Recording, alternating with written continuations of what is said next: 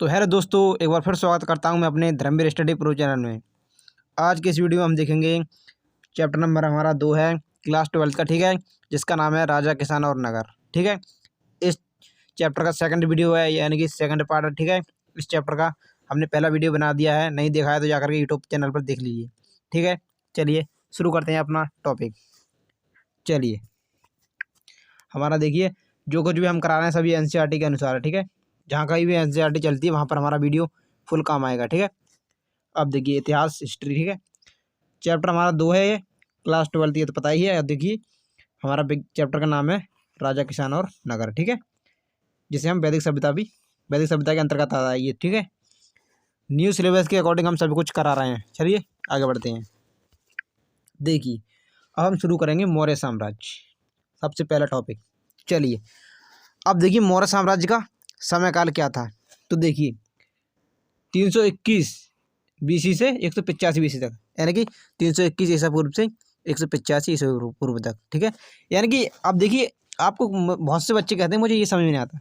देखिए बीसी का मतलब होता है ईसा पूर्व। ठीक है, और देखिए 321 ईसा जो हमारे ईसा मसीह थे उनके जन्म से पहले 185 से यहाँ तक, तो ये उनका जन्म से पहले इतना हो गया, और उससे भी पहले 321, तो इतना जो काल है इसे हम मौर्य साम्राज्य के अंतर्गत पढ़ते हैं। ठीक है, चलिए देखिए धनानंद को चंद्रगुप्त मौर्य द्वारा हराकर मौर्य साम्राज्य की स्थापना की गई।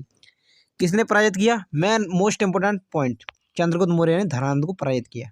ठीक है, और नंद वंश की समाप्ति कर दी उसने और मौर्य साम्राज्य की स्थापना कर दी। ठीक है, मोर मेन इंपोर्टेंट पॉइंट। ठीक है, एक एक पॉइंट आप अपने दिमाग में बिठाते जाइए, मैं आपको एक एक पॉइंट बड़े अच्छे से बताऊंगा। चलिए देखिए चंद्रगुप्त मौर्य के गुरु चाणक्य। अब कौन थे गुरु चंद्रगुप्त मौर्य के? तो चाणक्य। ठीक है, ने चंद्रगुप्त मौर्य की सहायता की थी। अब चंद्रगुप्त मौर्य के गुरु थे चाणक्य, उन्होंने चंद्रगुप्त मौर्य की सहायता की थी मौर्य साम्राज्य की स्थापना करने में। ठीक है, अब देखिए चाणक्य को विष्णुगुप्त, कौटिल्य भी कहा जाता है। इनके अन्य नाम भी हैं, और कौटिल्य, ठीक है, कौटिल्य भी कहा जाता है इन्हें, और विष्णुगुप्त भी कहा जाता है। ये चाणक्य के नाम है 2। ठीक है, और चलिए आगे देखते हैं। और देखिए इन्होंने अर्थशास्त्र नामक पुस्तक लिखी। इन्होंने एक पुस्तक लिखी है चाणक्य ने, अर्थशास्त्र नामक, जो राजनीति के संबंध में है, अशोक के राजनीतिक संबंध के बारे में बताती है। ठीक है, उसमें अशोक की राजनीति के बारे में सब कुछ लिखा है, कैसा कैसा सेना संचालन था, कैसा कैसा क्या था, ये सब उसमें बताया गया है। देखिए इसका शासन, देखिए इनका शासन जो अशोक थे हमारे, इनका शासन देखिए कहाँ से कहाँ तक फैला हुआ था। तो देखिए इनका शासन फैला हुआ था, देखिए इनका शासन पश्चिम, यानी कि पश्चिम उत्तर से अफगानिस्तान और बलूचिस्तान तक फैला था। जो इनका शासन था, देखिए जो हमारा पाकिस्तान के ऊपर अफगानिस्तान है, ये रहा यानी कि अफगानिस्तान, और इसके नीचे जो बलूचिस्तान है, यहाँ तक इनका शासन फैला हुआ था। यानी कि इतने भारत में, और मगध से लेकर, ठीक है, मगध से लेकर पूरे भारत में फैला हुआ था इतना हिस्सा, यानी बिहार साठ ये मगध है, और यहाँ से लेकर यहाँ तक पूरे भारत में इतना बड़ा शासन फैला हुआ था मौर्य साम्राज्य का। तो इतना बड़ा फैला हुआ शासन था, तो आप समझ सकते हैं कितना ही विशाल साम्राज्य था। चलिए आगे बढ़ते हैं। देखिए मौर्य साम्राज्य की जानकारी की स्रोत। अगर हमें मौर्य साम्राज्य की जानकारी की स्रोत क्या है, हमें कैसे पता लगा कि मौर्य साम्राज्य कैसा था, किसके बारे में कैसी जानकारी मिली हमें? कुछ ना कुछ तो पॉइंट रहे होंगे। ठीक है, तो वो हम देखेंगे अब एक एक कर डिटेल से। देखिए मौर्य साम्राज्य की जानकारी के स्रोत देखिए क्या है। देखिए साहित्यिक स्रोत, हम इन्हें 2 भागों में पढ़ते हैं। ठीक है, इन्हें हम 2 भागों में पढ़ते हैं, साहित्यिक स्रोत और पुरातात्विक स्रोत। अब देखिए साहित्यिक स्रोत जैसे कि बौद्ध और जैन साहित्य, जिन्होंने इनके ग्रंथ हैं जो बौद्ध और जैन के, उनमें हमें पुस्तकों में मौर्य साम्राज्य की जानकारी की प्राप्त होती है। और देखिए अर्थशास्त्र और इंडिका। अर्थशास्त्र चंद्रगुप्त मौर्य के द्वारा उसके गुरु चाणक्य के द्वारा रची गई है। ठीक है, और इंडिका मेगास्थनीज जो कि एक राजदूत था। ठीक है, मौर्य के दरबार में आया था चंद्रगुप्त मौर्य की। और देखिए पुराणों से मिलती है हमें मुद्रा राक्षस, देखिए ब्राह्मण ग्रंथ, जो ब्राह्मण ने ग्रंथ लिखे हैं उनमें से। और देखिए पुरातत्व साहित्य क्या थे, जैसे कि देखिए प्राचीन भवन, स्तूप, इमारतें, गुफाएं, मृत भांड यानी मिट्टी के बर्तन, अभिलेख मिले हैं। अशोक के अभिलेख भी मिले हैं, मूर्तिकला भी मिली है, मूर्तियाँ मिली हैं। तो इससे हमें मौर्य साम्राज्य की जानकारी की प्राप्त होती है। देखिए देखिए जैन और बौद्ध साहित्य मौर्य साम्राज्य के बारे में विस्तृत वर्णन करते हैं। उनसे हमें काफ़ी हद तक जानकारी मिलती है, जैन और बौद्ध साहित्य से। और देखिए चाणक्य द्वारा लिखी गई अर्थशास्त्र मौर्य साम्राज्य के बारे में जानकारी देती है। ठीक है, क्योंकि उस समय लिखी गई थी, उस समय क्योंकि ये गुरु थे किसके, चंद्रगुप्त मौर्य के।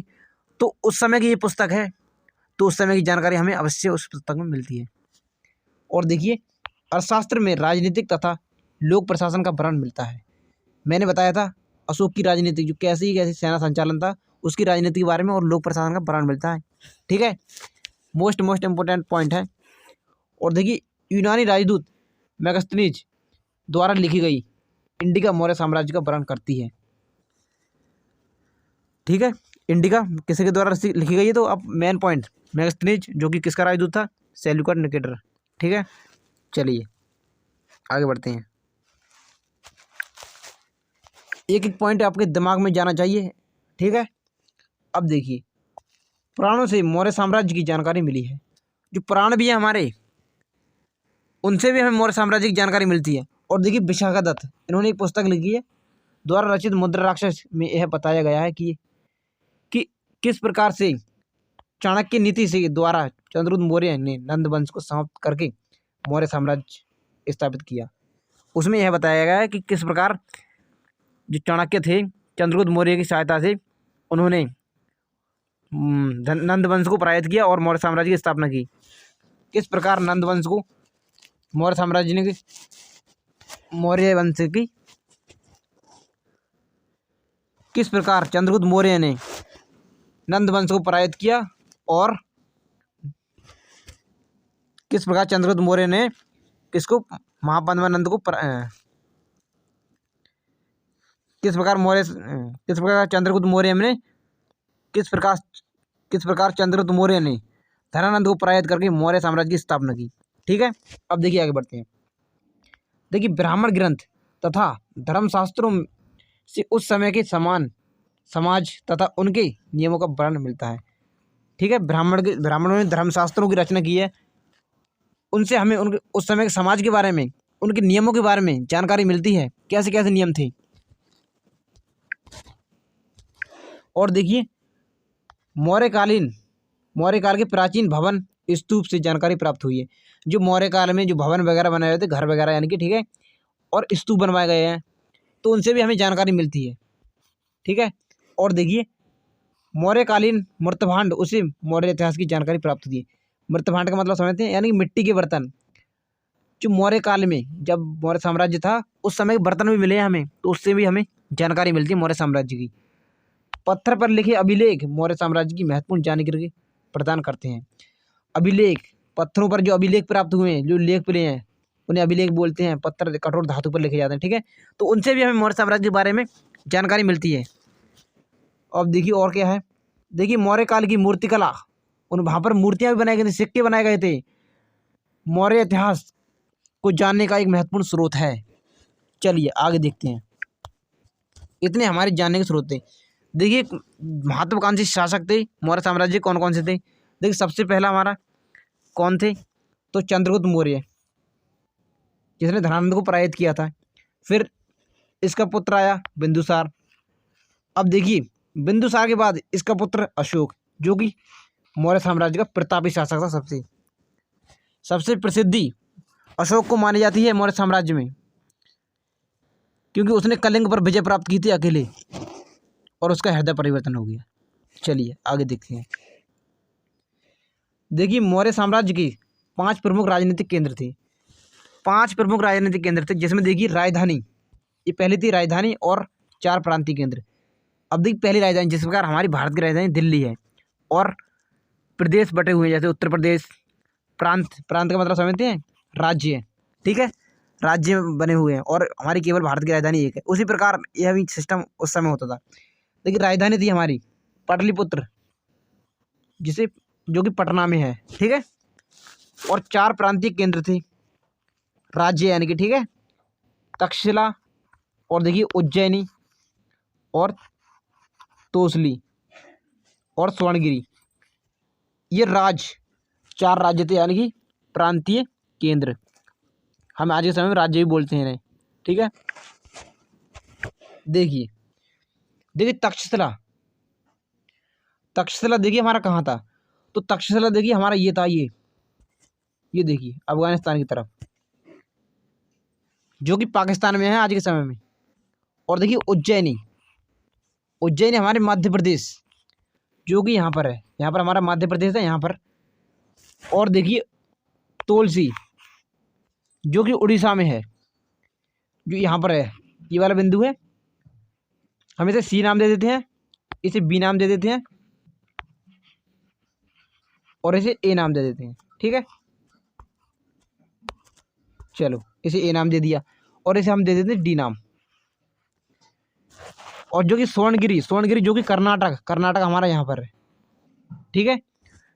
और जो हमारी पाटलिपुत्र बची, ये हमारी राजधानी है इसकी, जो कि बिहार में है, यहाँ पर है, ठीक है। यहाँ पर पाटलिपुत्र है हमारा राजधानी।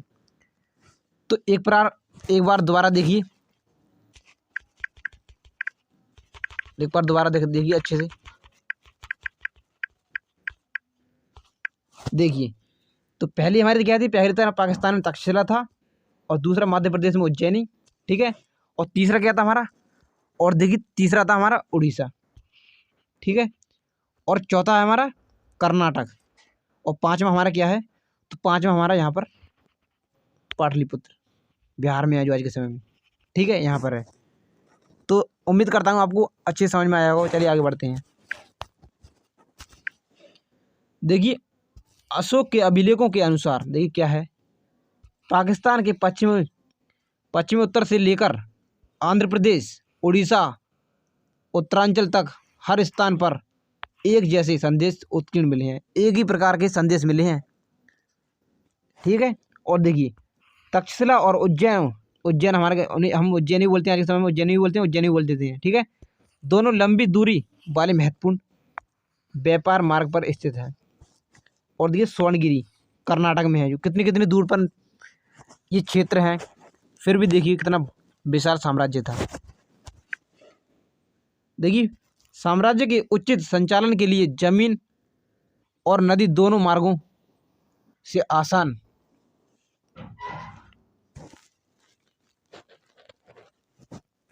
आना जाना बना रहा, ठीक है। दोनों मार्गों से, नदी से भी जाते थे यानी जल मार्ग से, और थल मार्ग से भी जाते थे, दोनों प्रकार से आना जाना था। और देखिए राजधानी से प्रांत तक जाने में कई सप्ताह या महीने का समय लग जाता था। जो हमारी राजधानी थी, अब देखिए प्रांत कितने दूर थे, तक्षशिला हमारा कहाँ पर था।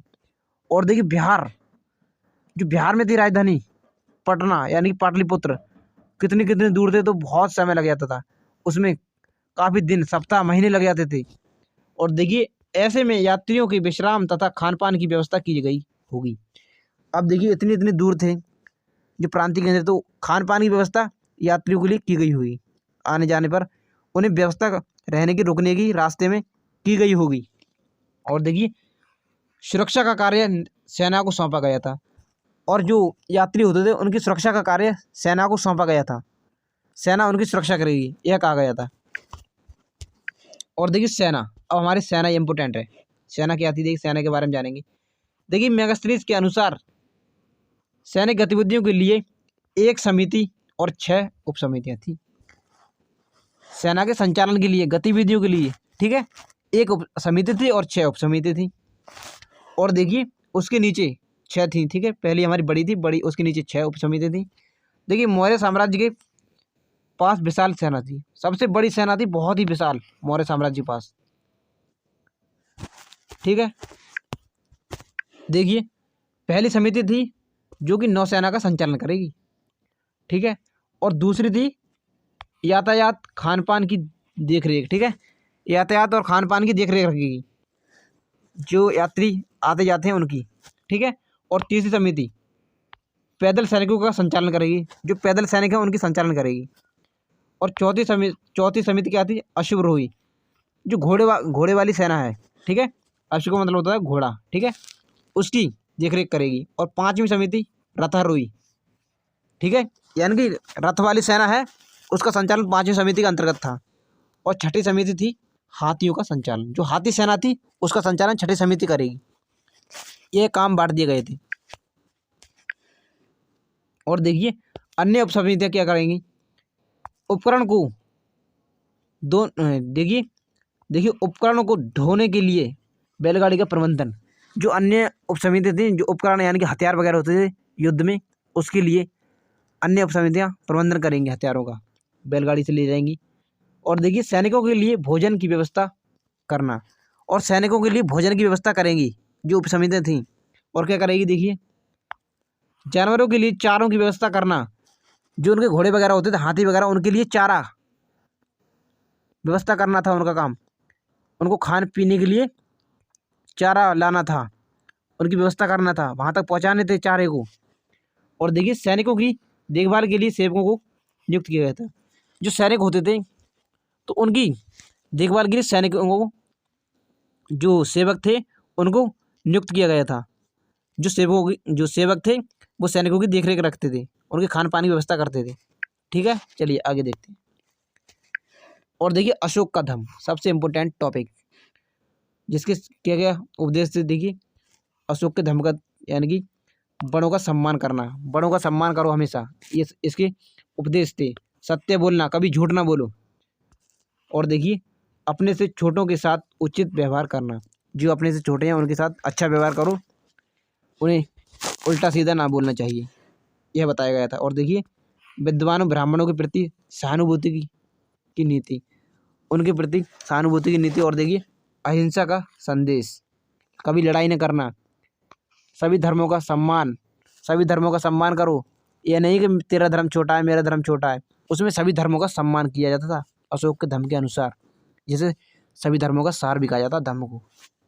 और देखिए दासों और सेवकों के प्रति दयावान, जो दास होते हैं और सेवक होते हैं उनके प्रति दया की भावना रखनी चाहिए राजाओं को, यह अशोक ने धम्म के अंतर्गत कहा है। और देखिए अशोक का धम्म क्या था, देखिए अशोक के अनुसार धम्म के माध्यम से लोगों का जीवन इस संसार में तथा इसके बाद संसार में अच्छा रहेगा। उसने ऐसा कहा था अशोक ने कि धम्म के माध्यम से आज के समय में जीवन और मेरे बाद जीवन अच्छा रहेगा, इसलिए उसने धम्म की स्थापना की थी अशोक ने। ठीक है, जिसे हम मूर्त बोलते हैं आज के समय में, सिक्कों पर लिखी छपी आती है, वो धम्म होता है। ठीक है, अशोक का धम्म होता है वो।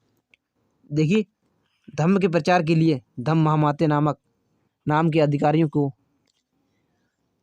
नियुक्त किया गया। ठीक है, ये थोड़ा मिस्टेक है टाइपिंग, अधिकारियों को, ठीक है, अधिकारियों को नियुक्त किया गया था, जो धम्म का प्रचार करते थे जा जाकर दूर दूर, उसके बारे में तो जनता को बताते थे,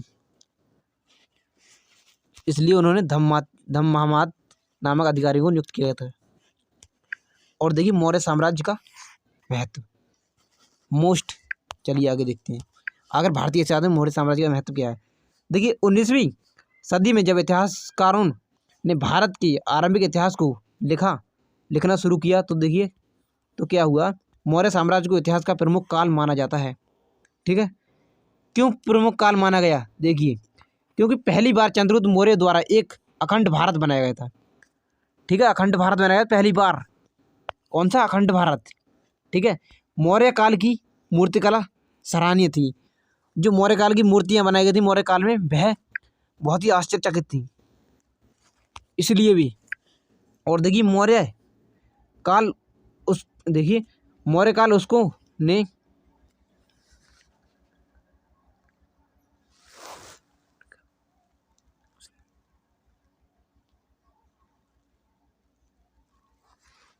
मौर्यकाल उसको ने